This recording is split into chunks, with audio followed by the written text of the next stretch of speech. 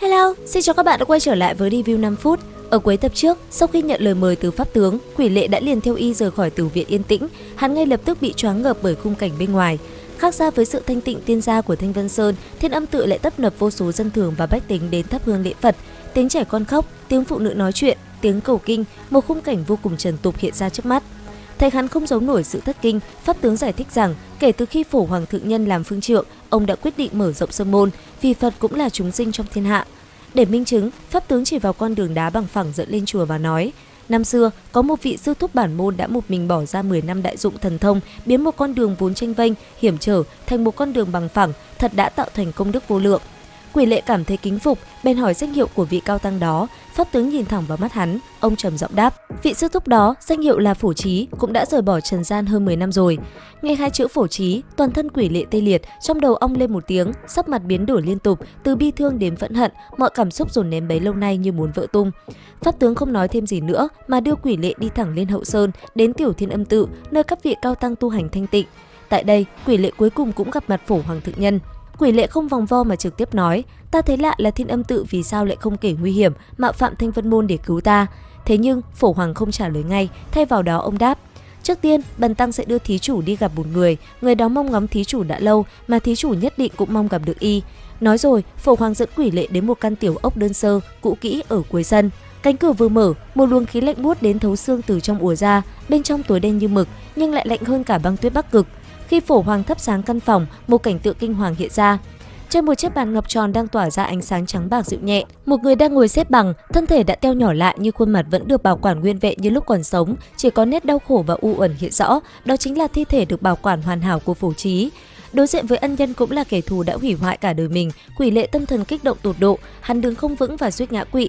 Phổ Hoàng nói đó là di nguyện của Phổ Trí, rồi để lại Quỷ Lệ một mình trong căn phòng lạnh giá cùng với thi thể. Sau một ngày một đêm ngồi bất động trước di thể Phổ Trí, Quỷ Lệ bước ra và gặp lại Phổ Hoàng Thượng Nhân. Lần này, hắn hỏi lại câu hỏi cũ và vị phương trượng bắt đầu kể lại toàn bộ sự thật bi thảm của hơn 10 năm về trước. Khi ấy, Phổ Trí mang trong mình một hoài bão lớn là dung hợp Phật, đạo, nhưng khi lên Thanh Vân Sơn, trình bày ý tưởng đã bị Đạo Huyền chân nhân thẳng thừng từ chối. Thất vọng, ông xuống núi và dừng chân nghỉ tại một ngôi miếu hoang ở Thảo Miếu Thôn. Tại đây, ông vô tình gặp một tên yêu nhân áo đen bí ẩn. Tên này dùng một đứa trẻ, chính là Trương Tiểu Phàm làm mồi nhử để tấn công Phổ Trí, mục đích là cướp đi viên phệ huyết châu mà Phổ Trí luôn mang bên mình để trấn áp. Kết quả, Phổ Trí bị trúng kịch độc thất vị ngô công và bị trọng thương, nhưng cũng đánh cho tên yêu nhân phải bỏ chạy. Ông nhận ra kẻ địch có sử dụng đạo pháp của Thanh Vân Môn. Biết mình không qua khỏi, Phổ Trí uống viên kỳ dược tam nhật tất tử hoàn để kéo dài sự sống thêm 3 ngày. Trong cơn tuyệt vọng, lại bị hung khí của phệ huyết châu ăn mòn tâm trí. Ông quyết định sẽ truyền thụ đại phạm bàn nhược cho Trương Tiểu Phàm, sau đó tìm cách cho hắn gia nhập Thanh Vân Môn để thực hiện tâm nguyện dung hợp công pháp hai nhà. Nhưng làm sao để một đứa trẻ bình thường được Thanh Vân Môn thu nhận? Trong lúc tâm thần đại loạn, bị nghiệt khí khống chế hoàn toàn, Phổ Trí đã nghĩ ra cách tàn độc nhất, đó là biến đứa trẻ thành cô nhi. Vậy là ông đã bước vào Thảo Miếu Thôn và thảm sát toàn bộ hơn 200 mạng người, gây nên tội nghiệt không thể cứu vãn. Khi tỉnh táo lại và nhìn thấy khung cảnh trước mắt, Phổ Trí hoàn toàn sụp đổ. Ông lết về Thiên Âm Tự, thú nhận toàn bộ tội ác với Phổ Hoàng trong nước mắt, rồi viên tịch. Trước khi mất, Phổ Trí đã để lại 4 di nguyện. Thứ nhất là thi thể của ông không được hỏa táng, phải dùng ngọc băng bản giữ lại. Điều thứ hai là nếu Trương Tiểu Phàm gặp đại nạn, Thiên Âm Tự bằng mọi giá phải ra tay cứu giúp. Sau khi cứu được, hãy kể lại toàn bộ sự thật là di nguyện thứ ba.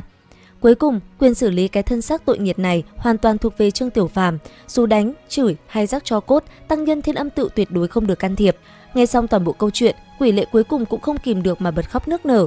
Nỗi hận thù suốt 10 mấy năm bỗng chốc trở thành một nỗi bi thương và chua chát đến tột cùng. Phổ Hoàng Thượng Nhân nhìn thẳng vào hắn, ông nghiêm trang nói: hài tử, bây giờ xử lý thế nào là tùy ở con, trong căn phòng nhỏ ở hậu viện, con muốn như thế nào thì cứ việc qua đấy.